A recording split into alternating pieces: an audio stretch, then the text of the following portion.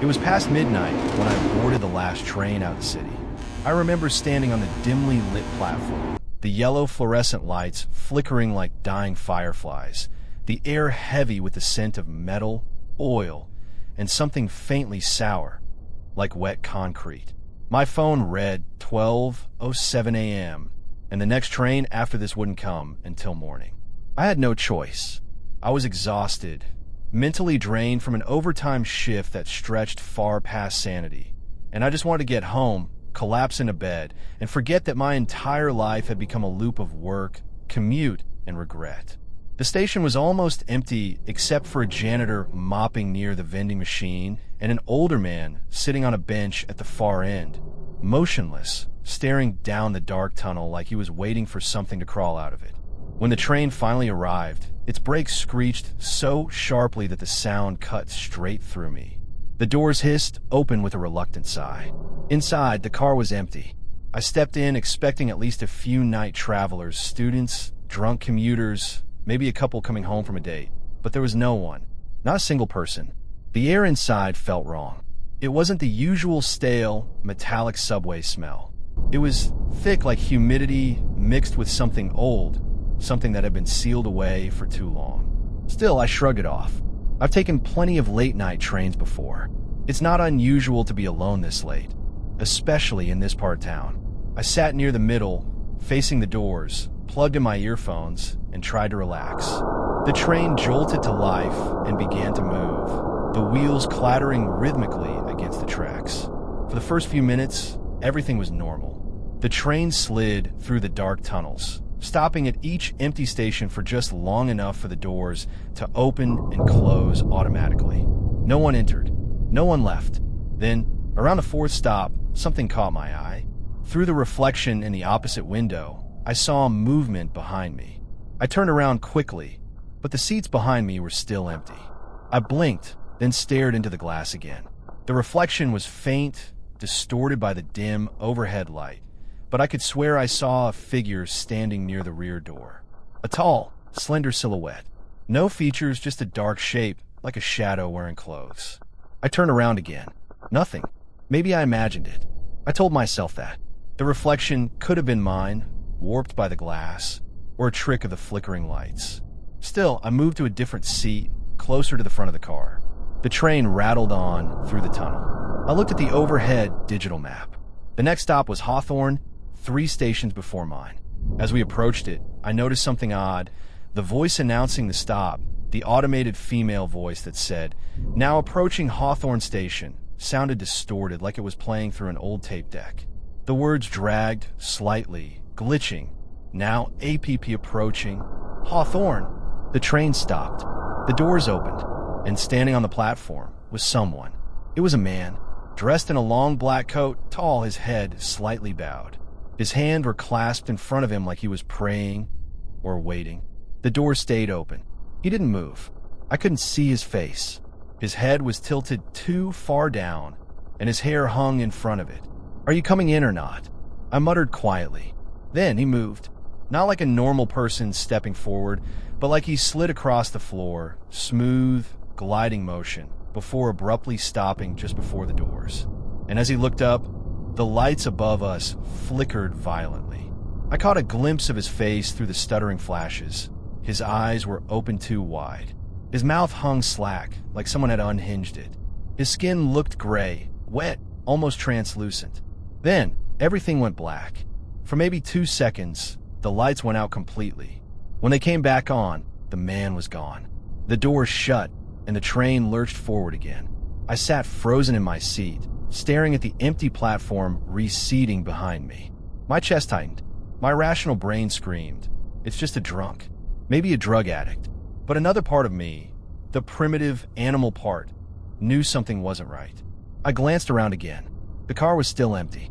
The air was even heavier now, dense with a faint smell of mildew and rot. When we passed into the next tunnel, the windows turned black again, reflecting my tired face. And behind me, faintly, so faint I almost missed it, I heard breathing. Slow, wet, right behind my ear. I jerked my head around. No one was there. But when I turned back toward the window, I saw something that made my blood turn to ice. In the reflection, sitting in the seat across from me, was that same man. He was staring directly at me. His reflection was clear as day. But when I turned to look at the actual seat, nothing. Empty.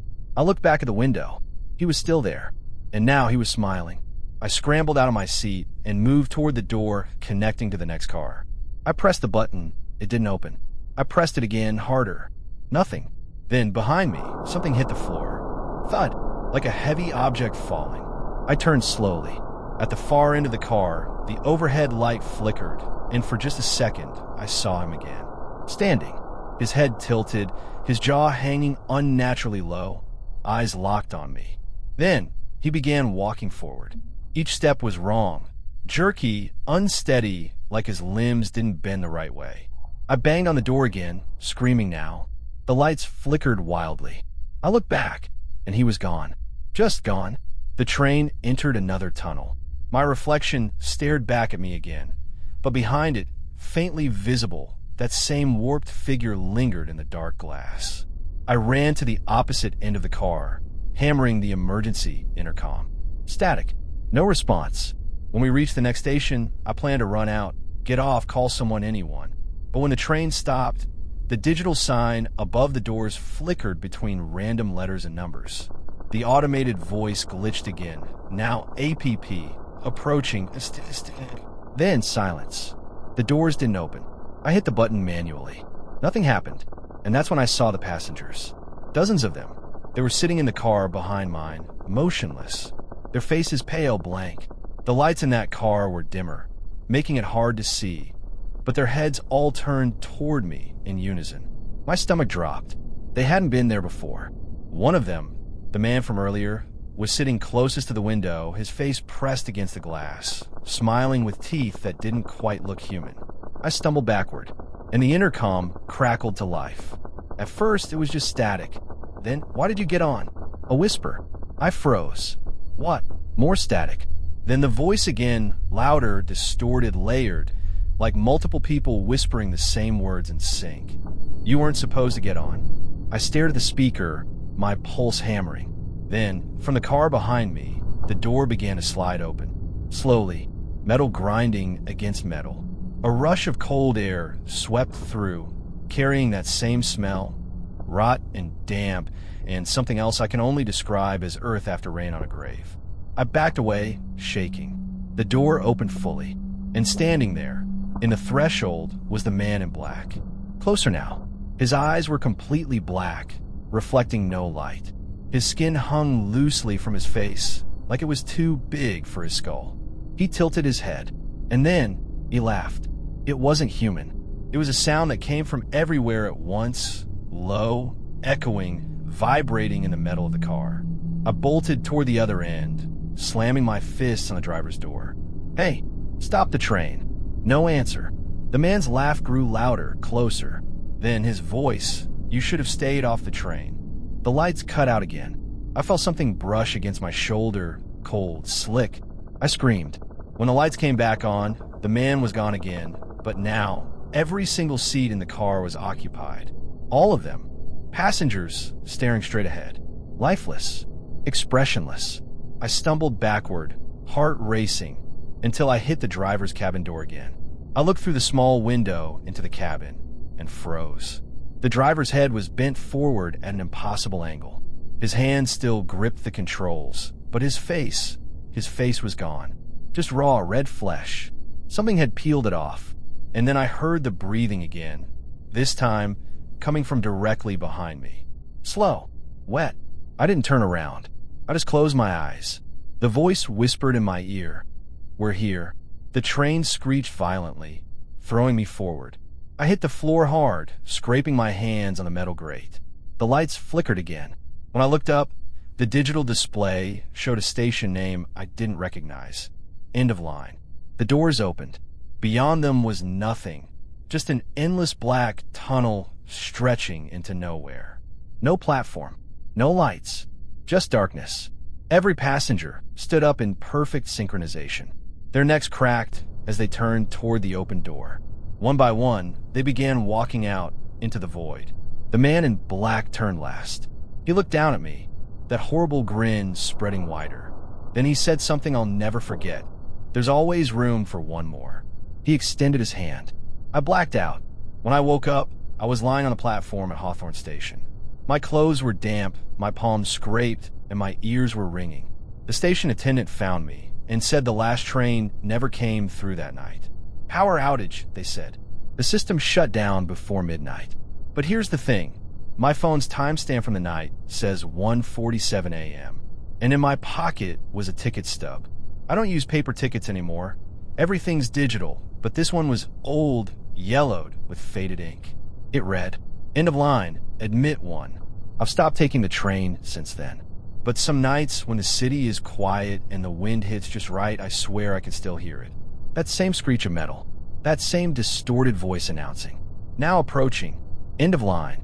And I wonder if I look down those empty tracks, would I see that train coming back for me? When I moved into my new apartment, I wasn't looking for anything special, just a quiet place where I could finally focus on myself. After my divorce, I wanted silence, space, and the comfort of anonymity. I found on a narrow street in a quiet neighborhood at the edge of the city. Cheap rent, good view, and only a few neighbors. I told myself it was a fresh start.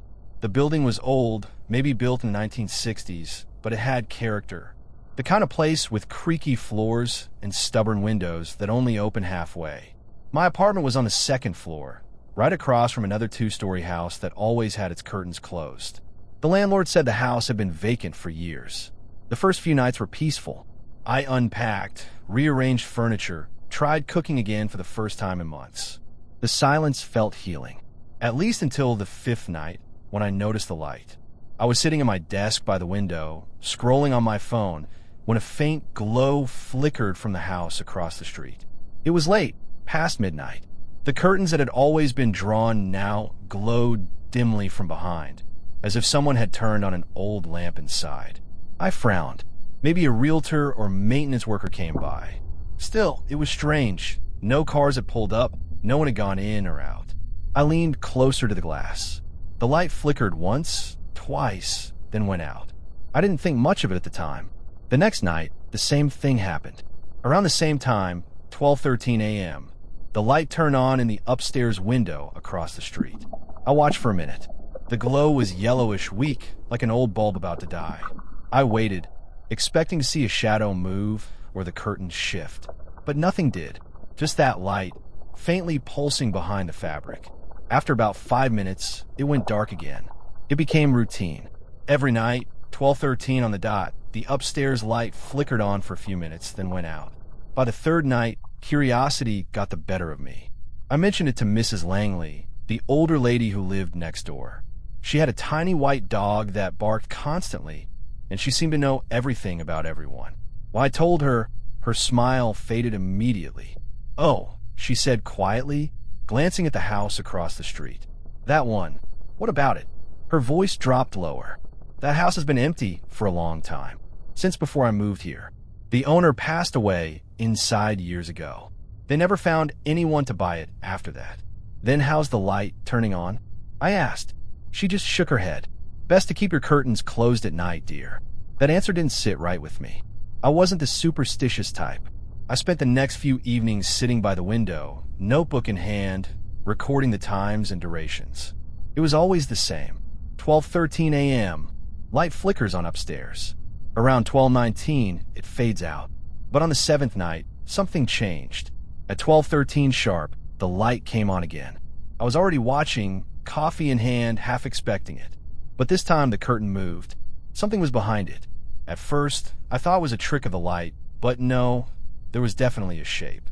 A silhouette. It stood perfectly still, close enough to the curtain that I could see the faint outline of a head and shoulders. Someone was standing there, watching. I froze, staring across the street. My window was dark, so unless they had night vision, they couldn't see me, but still I ducked instinctively. My heart was pounding. I peeked again a few seconds later. The figure hadn't moved. It just stood there.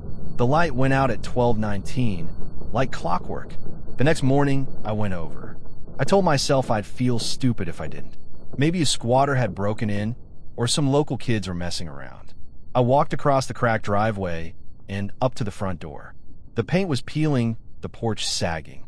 There was a musty smell even from outside. I knocked. Nothing. I waited, then knocked again, harder. Still nothing. I tried the doorknob. It was locked. Circling the house, I found that most of the windows were boarded from the inside.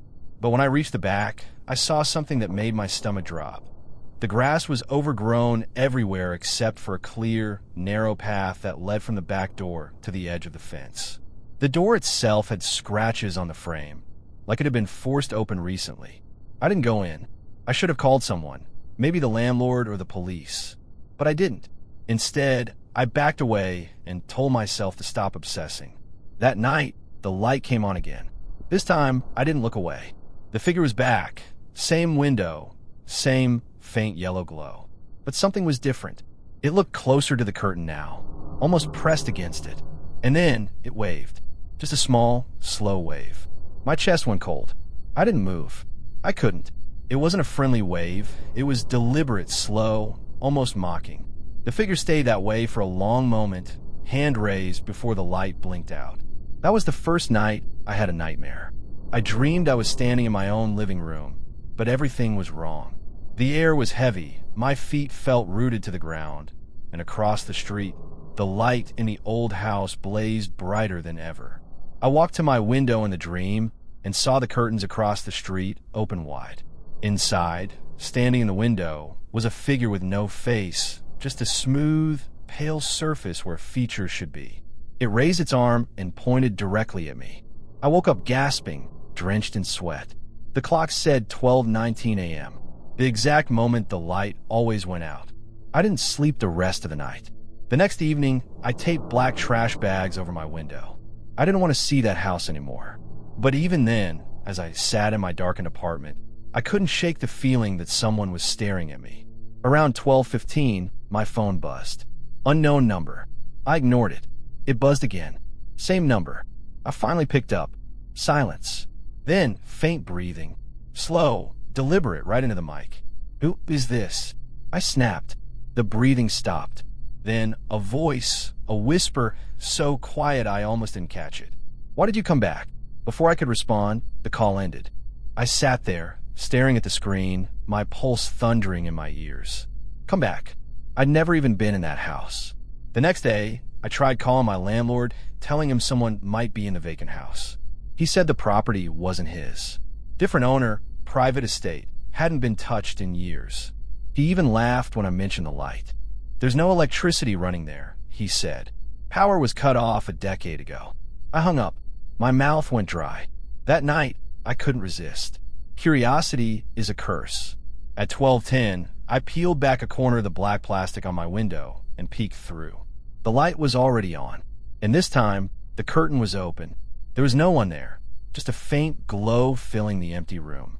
The wallpaper looked torn and yellowed, furniture draped with white sheets. I was about to step back when I saw movement. Not in the house, but in my reflection. Behind me. I spun around, heart pounding, but my apartment was empty. I turned back to the window. Now the curtain in the opposite house had closed again. I barely slept that night. 2 days later, I heard knocking on my door. Not the usual 3 taps. This was slow, deliberate. For knocks. Pause. For more. When I opened it, no one was there. But across the hallway floor was a muddy footprint. Just one. Bare. It pointed toward my apartment. That night, I unplugged every light, closed the curtains tight, and tried to sleep on the couch. Around midnight, I woke up suddenly. I didn't know why at first. Then I realized my room wasn't dark anymore. A faint yellow light was glowing through the edges of the curtains. Not from outside, from inside my apartment. I turned my head slowly toward the hallway. There, from my bedroom door, came that same sickly light. The same color, the same flicker. My body froze. Every instinct screamed not to move. I sat up slowly, breathing shallowly, and whispered, "Who's there?" The light flickered once, then steadied. Something shifted in the dark. A shape. Tall, thin. It stepped halfway into view, just a shoulder and part an arm. I bolted for the front door, grabbed the knob, and felt a cold hand wrap around my wrist. It was like ice. Long fingers, too many joints. I screamed and yanked free, stumbling into the hall. I didn't stop running until I reached the street. When I finally looked back, the window of my apartment glowed faintly yellow. And in the window across the street, the curtain was wide open. The next morning, I went to stay with a friend. I told him everything. He didn't believe me, of course. He said I was overworked, grieving, paranoid. He even joked about it. Maybe your ghost neighbor just wants company. But that night, when I checked my phone before bed, I saw a new text from an unknown number. No words, just a photo. It was taken from the street, looking up at my apartment window. The photo showed me standing there, at the window, looking out. Except I wasn't there. I was miles away. I reported it to the police. They checked both buildings. The officer came back pale-faced. That house is sealed up, he said. Nobody's living there. Not even squatters. But he hesitated. We found fresh footprints inside. Bare ones, leading to the upstairs window. I moved out the next day. It's been 3 months now. I've tried to start over again in another city. But last night, when I got home from work, there was an envelope taped to my apartment door. No return address. Inside was an old Polaroid photograph.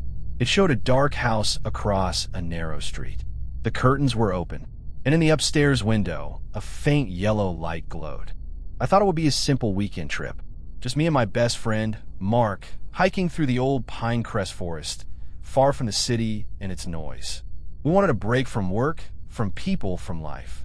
The sun was high when we parked at the trailhead, backpacks full of snacks and water. I didn't know it then, but as soon as we stepped into that forest, nothing would ever feel the same. The first hour was peaceful. Birds chirped in the trees, leaves rustled gently with the wind, and the sunlight streamed through the canopy in golden beams. The path was easy to follow, well-trodden, with occasional markers nailed to the trees. Mark and I joked, talked about work, about old memories, about life in general. It felt safe, normal. Around mid-afternoon, the trail narrowed. The trees grew taller, denser, and the sunlight became patchy. The forest smelled different here. Earthy, yes, but also faintly metallic like iron water. Mark noticed it too. "Do you smell that?" he asked. I nodded, but said nothing. Maybe it was just my imagination. Then we heard it. A whisper. Soft at first, barely audible over the wind, like the sound of someone breathing through leaves. "Mark," it seemed call. I stopped. Mark froze. We looked at each other. "It's probably just the wind," he said, but his voice was nervous. We walked on, a little faster now. The whisper came again. Louder this time. "Over here." It didn't sound human. The tone was wrong, stretched in a way that made the syllables feel too long, like they were being pulled through a filter. I tried to laugh it off, but my stomach knotted. We reached a clearing, small and bright, and stopped to rest. Mark pulled out a water bottle. I stared at the trees surrounding us. Something about them felt alive, watching. Shadows moved, but when I blinked or turned my head, there was nothing there. "Let's keep going," I said, though my voice sounded shaky to me. We followed the trail deeper. The further we walked, the quieter the forest became. Not peaceful quiet, silent quiet, like it had swallowed all life. No birds, no wind, nothing. Just a heavy, pressing silence. Then the whispers returned. Not from a distance anymore. They were all around us, soft and indistinct, like hundreds of voices speaking at once, but none forming words we could understand. "Go back, stay follow." I couldn't tell. Mark grabbed my arm. "Did you hear that?" he whispered. I nodded. My throat felt dry. Suddenly, the trail forked. A sign nailed to a tree indicated both paths were safe routes, but the letters were faded, some carved over old marks that looked like scratches. We hesitated. Something about the left path felt wrong. My instinct screamed at me, but curiosity and pride made us choose it anyway. The forest swallowed us. The trees leaned closer, their branches brushing against our backpacks, their bark rough and oddly sticky like resin mixed with something else I couldn't name. The light grew dimmer, almost gray, even though it was still mid-afternoon. I began to hear footsteps. Not ours, heavier, slower, always behind us, just out of sight. Mark heard them too. We tried to convince ourselves it was an animal or echoes from the trail. But then we heard the breathing. Deep, wet, and rasping, coming from the shadows just beyond the trees. Mark picked up a stick, shaking. "We need to turn back," he said. His voice trembled. I agreed. We turned around, but the trail wasn't the same. The fork had vanished. The trees now formed a wall on both sides, dense and black. No path, nothing but endless trunks and underbrush. Panic set in. We shouted, calling for help, but our voices bounced back at us, warped, distorted. "Mark! Mark!" Our own echoes whispered, but they weren't ours. I ran a few steps, stumbled over roots, and looked back. Mark was gone. I screamed his name. The forest answered with whispers, louder now, almost chanting. I ran blindly, branches slapping my face and arms, until I stumbled into another clearing. The clearing was strange. The ground was littered with broken branches, and in the center stood a stone altar, rough and ancient, with strange carvings I couldn't decipher. Around it, shadows moved like living smoke, twisting and curling unnaturally. I froze. Then I heard Mark's voice. "Help me." It came from the darkness beyond the clearing. I ran toward it, but the shadows shifted. My feet dragged as if the forest itself was holding me back. When I reached the edge of the clearing, I saw him. Or what I thought was him. Mark's figure stood motionless, head tilted, back to me. His body was pale, unnaturally still. I ran up to him, grabbed his shoulders.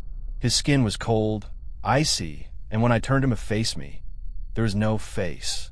Just smooth, featureless flesh. I screamed. He stepped back, too fast, unnaturally fast. The shadows around him multiplied, rising like smoke and engulfing his body. I stumbled back, tripping over roots. The whispers became screams.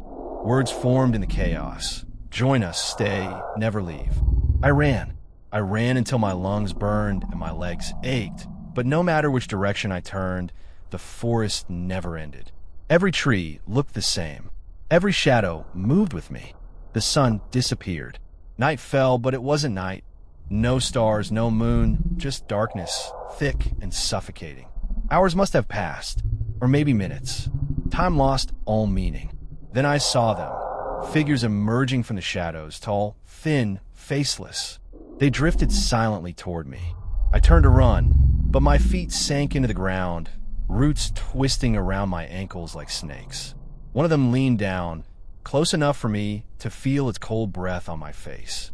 The whisper was clear now, in a voice that was not human, layered and distorted. "You shouldn't have come." I struggled, ripped free, and ran blindly. Eventually, I tripped over something solid. I landed hard, scraping my knees and palms. When I looked up, I was on the trail again.